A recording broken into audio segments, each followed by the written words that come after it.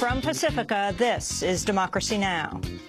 In order to effect the appropriate disposition of individuals currently detained by the Department of Defense at Guantanamo, and promptly to close the detention facility at Guantanamo consistent with the national security and foreign policy interests of the United States and the interests of justice, I hereby order. 4 years after vowing to close Guantanamo, President Obama signs the National Defense Authorization Act, barring the use of federal funds to transfer Guantanamo prisoners to U.S. soil. 166 prisoners remain at Guantanamo, which opened 11 years ago this week. 86 of them have been cleared for release. Today, we look at the case of one man, Al Jazeera's Sami al-Haj, the only journalist held at Guantanamo.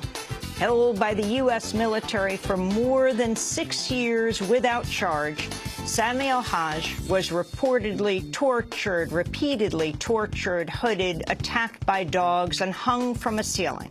In January 2007, he began a hunger strike that lasted 438 days until his release. I go in hunger strike for many reasons. First reason, we are in Guantanamo without charge, without court. They doesn't give us chance to go to court and talk about our case. Today, a Democracy Now! Exclusive, an extended broadcast interview with Sami al-Haj from the headquarters of Al Jazeera in Doha. All that and more coming up. Welcome to Democracy Now!, democracynow.org, the War and Peace Report. I'm Amy Goodman. A U.S. drone attack has killed 8 people in the Pakistani region of North Waziristan. Pakistani officials say the dead are suspected militants, including an al-Qaeda operative. 3 people were injured. The attack follows another strike in Pakistan that killed up to 18 people on Sunday. Speaking to Reuters, the former commander of U.S. troops in Afghanistan, retired General Stanley McChrystal, issued his strongest criticism to date of the drone attack, saying, quote, "The resentment created by American use of unmanned strikes is much greater than the average American appreciates. They're hated on a visceral level, even by people who've never seen one or seen the effects of one." Meanwhile, a former advisor to Obama on security issues has forcefully come out against drone warfare, saying it's encouraging arms proliferation worldwide while causing unknown civilian casualties. Writing in this month's issue of International Affairs, LaSalle University's Michael Boyle, an advisor on the Obama campaign's counterterrorism expert group in 2007 and 2008, writes, quote, "Obama's has been just as ruthless and indifferent to the rule of law as his predecessor. The consequences can be seen in the targeting of mosques or funeral processions that kill non-combatants and tear at the social fabric of the regions where they occur. No one really knows the number of deaths caused by drones in these distant, sometimes ungoverned lands," Boyle wrote. President Obama has formally unveiled his second-term nominations for 2 key cabinet posts, former Republican Senator Chuck Hagel for Defense Secretary and Counterterrorism Advisor John Brennan to helm the CIA. Hagel and Brennan appeared with Obama on Monday at the White House.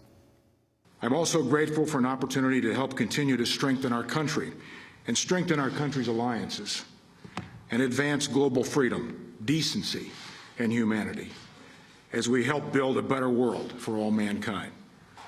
I will always do my best. I will do my best for our country, for those I represent at the Pentagon, and for all our citizens. If confirmed as director, I will make it my mission to ensure that the CIA has the tools it needs to keep our nation safe and that its work always reflects the liberties, the freedoms, and the values that we hold so dear.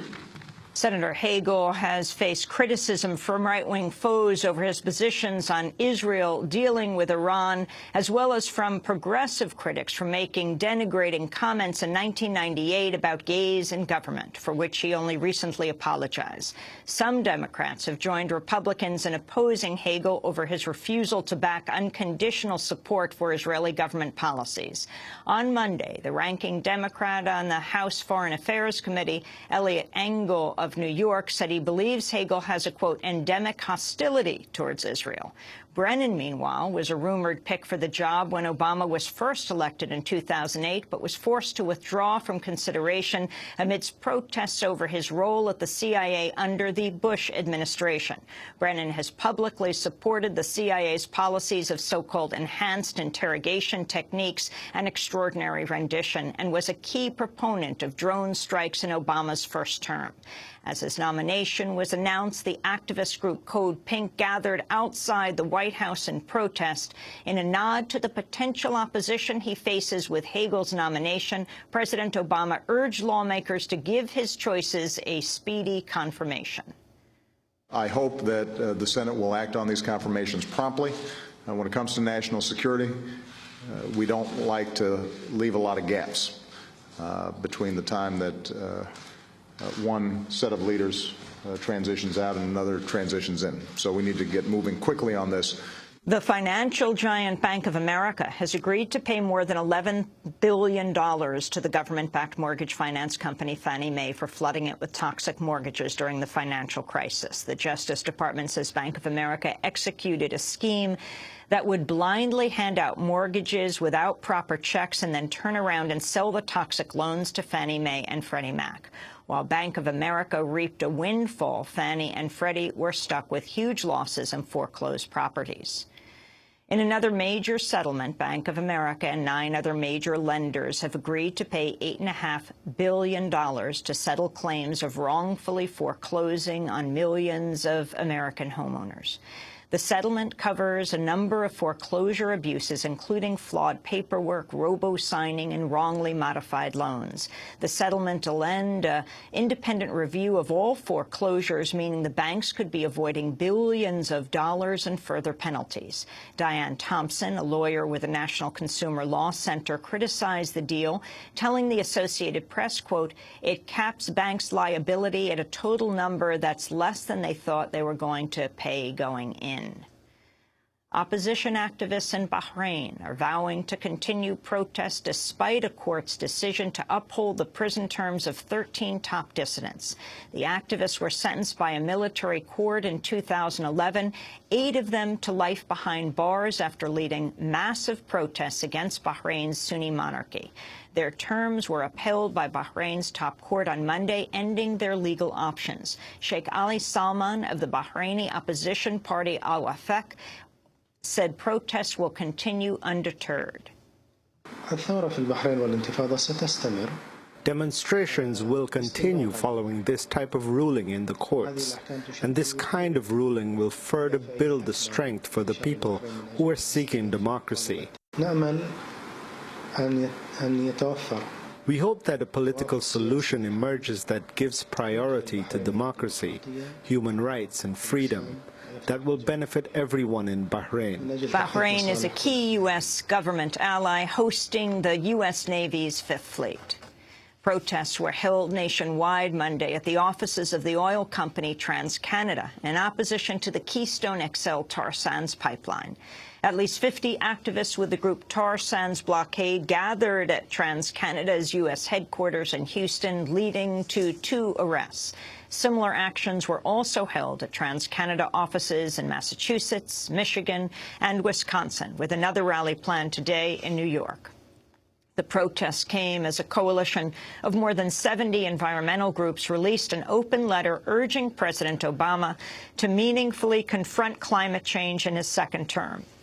The letter urges Obama to begin by rejecting the Keystone XL, saying, quote, "The Keystone XL tar sands pipeline is not in our national interest because it would unlock vast amounts of additional carbon that we can't afford to burn, extend our dangerous addiction to fossil fuels, endanger health and safety, and put critical water resources at risk," unquote. Speculation that Obama will approve the pipeline has grown in recent weeks following the sudden resignation of Environmental Protection Agency head Lisa Jackson. A source reportedly close to Jackson told the New York Post she does not want to be at the EPA when the pipeline is given the green light, saying, quote, "She will not be the EPA head when Obama supports Keystone getting built." And those are some of the headlines. This is Democracy Now!, democracynow.org, The War and Peace Report. I'm Amy Goodman. Thanks so much for watching this report from Democracy Now!, your daily independent global news hour. We don't accept advertising or corporate funding, but rather rely on donations from viewers like you. Please make your contribution by visiting democracynow.org. We need your support today to keep bringing you this hard-hitting, in-depth reporting.